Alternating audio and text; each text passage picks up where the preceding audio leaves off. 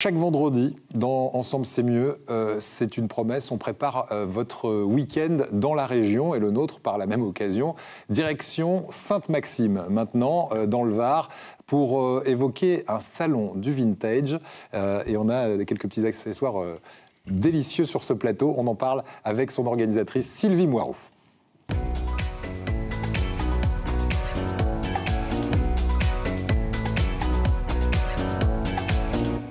Bonjour Sylvie, merci d'être avec nous. Vous êtes l'organisatrice de ce salon Univers Vintage à Sainte-Maxime. C'est du 4, donc à partir d'aujourd'hui, et jusqu'au 6 octobre, jusqu'à dimanche. L'idée de ce salon, elle vient d'où ? Alors, elle vient de la ville de Sainte-Maxime qui voulait qu'on organise quelque chose de nouveau. Et pourtant, on va faire de l'ancien avec ce salon. Quelque chose qui attire du monde et qui ne soit pas récurrent, parce qu'on faisait beaucoup de salons de l'art de vivre, du jardin, etc. On voit ça partout. Et le vintage, comme par hasard, revient à la mode.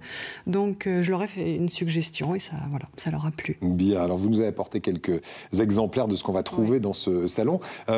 Qu'est-ce que c'est la définition de vintage ? Parce que souvent, on entend ce mot et on n'arrive pas à savoir. C'est les années 50, c'est les années 60. C'est un objet ancien par définition, le vintage, mais il y a vraiment une période.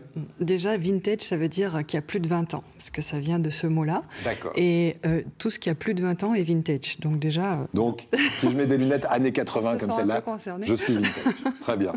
Vous aussi, Isabelle. Voilà, donc là, mais on aurait des lunettes vintage, moi. des années J'ai 40. plus de 20 ans. Voilà, vous avez légèrement. Moi aussi, d'ailleurs. Donc plus de 20 ans, et ça va de 40 à 90, le vintage, du coup. Moi, j'ai sélectionné ces dates-là parce que c'est vraiment les années qui intéressent le plus de monde. Mais on pourrait aller jusque dans les années 20. Il y a des tas de choses intéressantes. Et puis remonter même maintenant jusqu'aux années 2000. Voilà, alors, on pourrait dire que c'est un simple salon où on trouve des objets, on vient, on achète, on chine. Mais vous m'avez dit c'est presque un festival.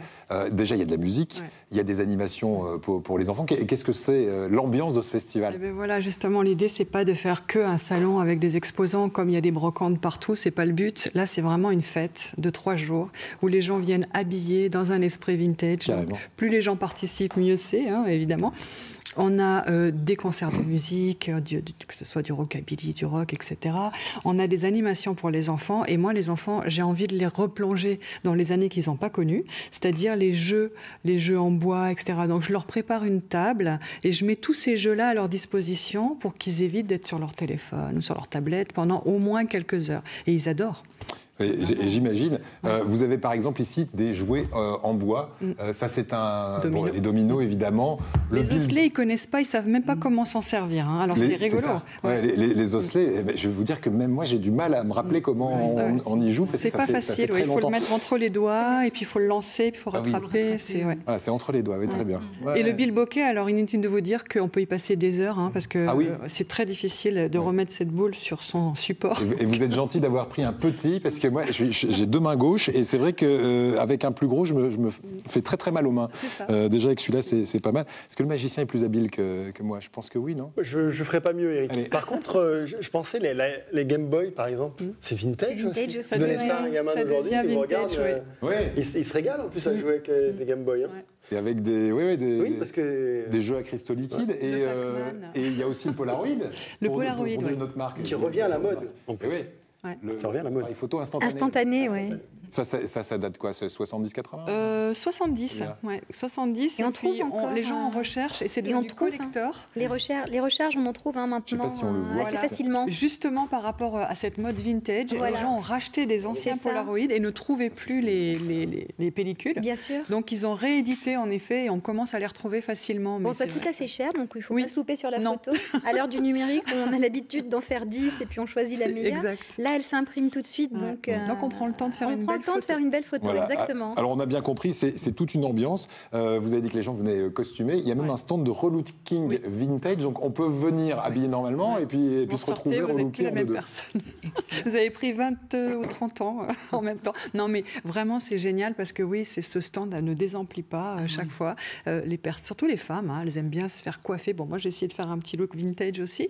Mais en tout cas... C'est un look quoi, ça ? Alors là, on est années 40, 40, 50, allez, 50. Ouais. Voilà, pin-up, la pin-up, c'est... les deux, c'est vraiment... elles avaient les cheveux tout entourés comme ça. La robe imprimée aussi, ouais. C'est ça, la robe très moulante, un petit peu... Pour bien marquer la taille. La robe d'Angélique, alors... C'est très vintage aussi, mais années 50. On est dans les années 50, voilà. là. Ouais. Là, on est Betty Boop, là. Ouais. Voilà, on est dans Grease. Est-ce qu'il y a des pièces exceptionnelles? Oui, il y a des pièces exceptionnelles. Et alors, je me rends compte que chaque année, il y a des gens qui viennent juste pour ce stand-là. C'est les gens qui vendent les flippers, les jukebox, tous les appareils à musique, les manches-disques, etc. On trouve des vieux postes radio très, très collector. Et il y a vraiment une clientèle pour ça. Il y a un vrai plaisir, effectivement, à remonter le temps, qu'on a l'impression d'être dans Retour vers le futur. C'est ça. Et en plus, regarde, tu te rappelles. Qui fonctionnent. Donc, on peut regarder sur une télévision des années, je ne sais pas, 50, 60 à peu près, un écran rond. On peut regarder les émissions, etc. C'est incroyable. Oui, c'est incroyable. Vous avez Denise Fabre et tout ça? Quasiment. On a Garcimore. On a Garcimore moderne. Regardez. Il le fait bien. C'est vecteur d'émotion. C'est-à-dire que pourquoi ça nous attire tant? Parce qu'en fait, on va retrouver un objet qu'on a connu pendant notre enfance. Moi, je peux en pleurer. Je peux en pleurer. Même des vieilles publicités, des choses comme ça qui nous rappellent des souvenirs incroyables. Vecteur d'émotion, c'est incroyable. Ne pleurez pas.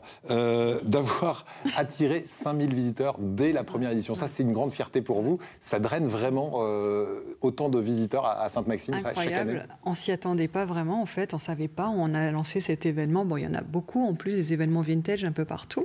Mais on savait pas qu'à cette époque de l'année, en octobre, on arriverait à faire revenir autant de monde. Donc, du coup, des gens de la région, parce que les touristes sont repartis. Et oui, c'était vraiment une grande joie. Et la ville de Sainte-Maxime était vraiment contente d'avoir cet événement. Et du coup, ils ont demandé à le reconduire chaque année. Voilà. Alors, on va souligner quelque chose que vous dites tout à l'heure. On peut venir déguisé. Et vous me dites, une année, on a eu des visiteurs qui ont carrément volé la vedette au salon. C'était qui? Alors, c'était un couple de personnes qui... c'est difficile de donner un âge, mais quand même, on voyait sur leur visage, ils avaient à peu près 70-75 ans. Ils sont arrivés en tenue hippie. Mais hippie, power flower, vraiment l'esprit, la perruque de cheveux longs, le bandeau, etc. Je ne sais pas d'où sortait cette tenue, mais c'était extraordinaire. Et ils ont eu un succès dans le salon. On ne voyait plus qu'eux. Voilà. C'était extraordinaire. Et puis, on trouve de tout. Alors, pour nous ramener à l'enfance, il y a par exemple les poupées, mais il y a aussi les landaus. Et là, vous avez une collectionneuse de landaus qui est arrivée, mais un peu encombrante, elle. Hein.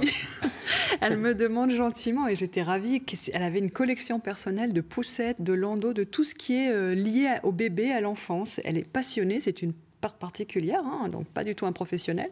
Et elle me dit, j'aimerais bien l'exposer. Je dis oui, avec plaisir, mais sauf qu'elle est arrivée avec des camionnettes entières. Et du coup, on n'avait pas assez de place. On a dû tout regrouper au centre du salon. Mais on a quand même pu tout mettre. Et je peux vous dire que le succès qu'elle a eu est impressionnant. Les gens étaient sidérés de voir la qualité de cette collection. Donc il faut savoir, il y a des gens qui, chez eux, elle remplit des garages entiers. Son mari est furieux, mais alors, elle est passionnée. Ça aussi, psychologiquement, ça doit s'interpréter, Isabelle. Je vais donner mes coordonnées. Voilà, oui, ça peut. Elle va se reconnaître. On va terminer avec le quiz de notre invité et votre petit coin de paradis dans la région. Alors, ça se passe à Sainte-Maxime, on va rester dans le Var. Sur cette photo, nous sommes sur la plage de Figaro, Bigaro ou Gigaro. Pardon. On peux répondre, moi? Ben oui. Gigaro. Gigaro.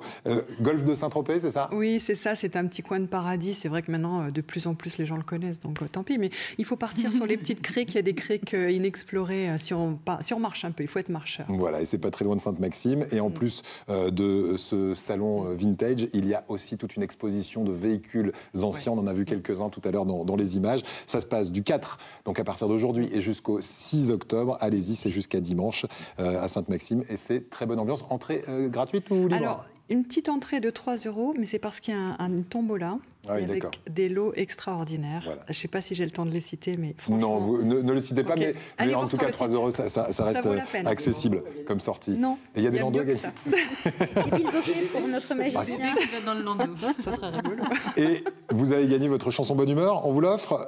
Vous m'avez dit une version très particulière de Somewhere Over the Rainbow, la version de Israël. Israël, merci. J'allais dire Ismaël.